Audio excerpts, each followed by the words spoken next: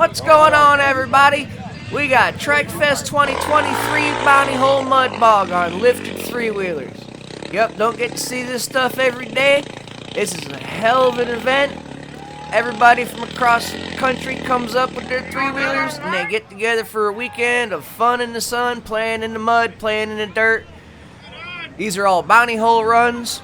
This is a short clip. We've also got a 9-minute compilation of all these short little volumes in one. I'll put that at the end of this video if you want to watch the whole thing, and I'll also link the other bounty hole videos. So look forward to them at the end. Y'all have a great day and enjoy the video.